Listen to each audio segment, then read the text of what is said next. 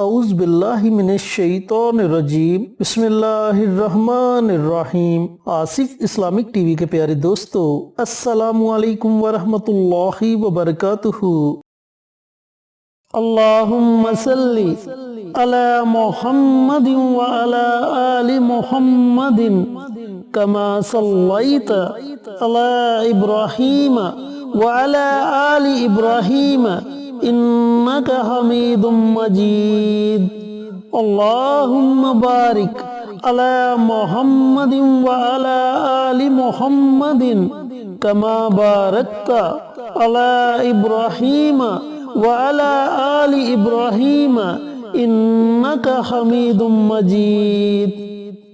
الحمدللہ، کل رمضان المبارک کا چاند نظر آئے گا اور اللہ رب العزت سے دعا گو ہوں کہ اللہ پاک اس مبارک مہینے کے صدقے ہماری تمام پریشانیوں کو دور کر دے، ہماری تمام نیک حاجات دلی مراد کو پورا کرے، اور اللہ رب العزت ہمیں اتنی توفیق عطا فرما دے کہ ہم اللہ رب العزت کے اس مبارک مہینے کی زیادہ سے زیادہ قدر کریں۔ تو میرے دوستوں، میرے بھائیوں، میری بہنوں، آج جو عمل، جو وظیفہ آپ کے ساتھ شیئر کروں گا، یہ وظیفہ رمضان المبارک کے چاند کا وظیفہ ہے۔ سورۃ بقرہ کی آیت نمبر 185 میں ارشاد ہے کہ رمضان کا مہینہ وہ ہے جس میں قرآن اتارا گیا ہے، جو لوگوں کے لیے ہدایت ہے اور جس میں رہنمائی کرنے والی اور حق و باطل میں امتیاز کرنے والی واضح نشانیاں ہیں۔ پس تم میں سے جو کوئی اس مہینے کو پالے تو وہ اس کے روزے ضرور رکھے، اور جو کوئی بیمار ہو یا سفر پر ہو تو دوسرے دنوں میں روزے رکھ کر اس کی گنتی کو پورا کرے،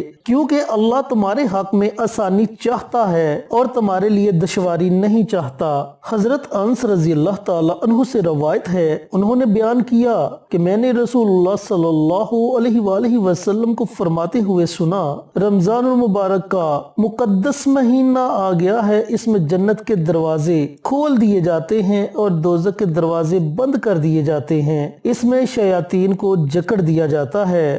وہ شخص بڑا ہی بد نصیب ہے جس نے رمضان کا مہینہ پایا لیکن اس کی بخشش نہ ہوئی۔ اگر اس کی اس مغفرت کے مہینے میں بھی بخشش نہ ہوئی تو پھر اس کی بخشش کب ہوگی؟ حضرت کعب بن عجرہ رضی اللہ تعالی عنہ بیان کرتے ہیں کہ رسول اللہ صلی اللہ علیہ وآلہ وسلم نے فرمایا، ممبر کے پاس آ جاؤ۔ ہم پاس آ گئے۔ جب آپ ممبر پر ایک درجہ چڑھے تو فرمایا آمین، جب دوسرا درجہ چڑھے تو فرمایا آمین، اور جب تیسرا درجہ چڑھے تو فرمایا آمین۔ جب اترے تو ہم نے عرض کیا، یا رسول اللہ صلی اللہ علیہ وآلہ وسلم، ہم نے آج آپ سے ایک ایسی چیز سنی ہے جو پہلے نہیں سنا کرتے تھے۔ تو آپ صلی اللہ علیہ وآلہ وسلم نے فرمایا کہ میرے پاس جبرائیل امین علیہ السلام آئے اور کہا کہ جسے رمضان المبارک کا مہینہ نصیب ہو لیکن وہ اس مہینے میں اپنی بخشش نہ کروا سکے، وہ بڑا ہی بدقسمت ہوگا۔ تو میں نے کہا آمین۔ جب میں دوسرے درجے پر چڑھا تو انہوں نے کہا کہ جس کے سامنے آپ کا نام لیا جائے اور اس نے درود نہ بھیجا وہ بھی بدقسمت ہوگا۔ تو میں نے کہا آمین۔ جب میں تیسرے درجے پر چڑھا تو انہوں نے کہا جس شخص کی زندگی میں اس کے ماں باپ دونوں یا ان میں سے کوئی ایک بوڑھا ہو گیا اور اس نے ان کی خدمت عطایت کر کے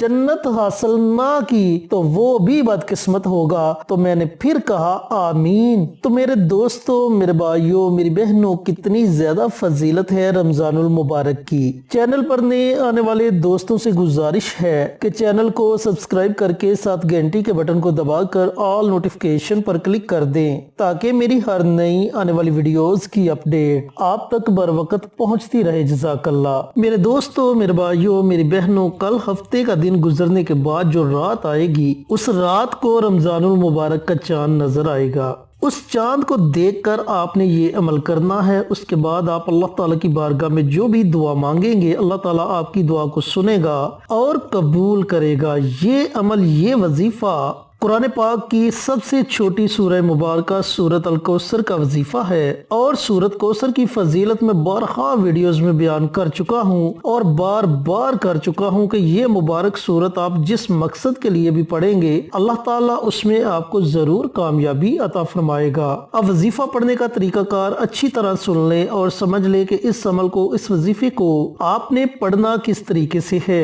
جب آپ کو رمضان المبارک کا چاند نظر آ جائے یا پھر چاند نظر آنے کی بشارت مل جائے، کیونکہ بعض اوقات چاند اتنا زیادہ باریک ہوتا ہے کہ مطلع صاف ہونے کے باوجود بھی نظر نہیں آتا، اور بعض اوقات بادلوں کی وجہ سے چاند نظر نہیں آتا۔ جب آپ کو مکمل یقین ہو جائے کہ رمضان المبارک کا چاند نظر آ گیا ہے، تو سب سے پہلے آپ نے اللہ تعالیٰ کی بارگاہ میں دعا مانگنی ہے کہ یا میرے پروردگار، یہ رحمتوں والا، عظمتوں والا، برکتوں والا مہینہ جو تو نے ہمیں عطا کیا ہے، ہمیں اس کی زیادہ سے زیادہ قدر کرنے کی توفیق عطا فرما، اور ہمیں اس مہینے کے سارے روزے رکھنے کی توفیق عطا فرما، نمازیں پڑھنے کی توفیق عطا فرما، ہماری اولاد کو نیک بنا دے، فرما بردار بنا دے، ہماری پریشانیوں کو دور کر دے۔ اس طرح سب سے پہلے آپ نے اپنے الفاظ میں اللہ تعالیٰ کی بارگاہ میں دعا مانگنی ہے۔ پھر پوری رات آپ کے پاس ہے، پوری رات میں جب آپ کا جی چاہے آپ نے تنہائی میں بیٹھ جانا ہے، اور سب سے پہلے پیارے آقا سرور کائنات حضرت محمد مصطفیٰ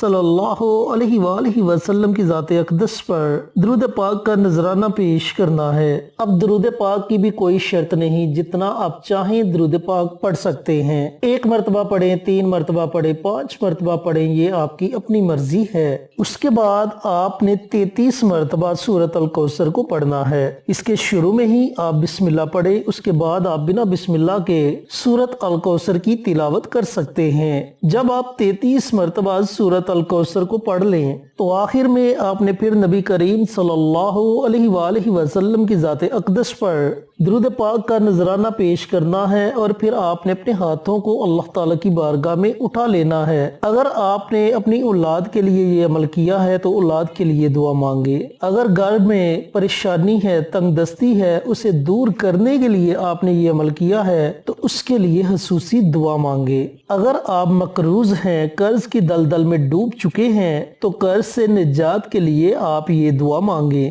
دعا آپ نے پختہ یقین کے ساتھ اور مکمل ارادے کے ساتھ مانگنی ہے۔ جتنا آپ کا یقین پختہ ہوگا اتنی جلدی آپ کو اس عمل کا فائدہ ہوگا۔ یہ ایک بڑا ہی مجرب، بڑا ہی طاقتور عمل ہے، 1 دن کا عمل ہے، لیکن اس 1 دن کے عمل سے اللہ رب العزت آپ کی ہزاروں حاجتوں کو پورا کریں گے۔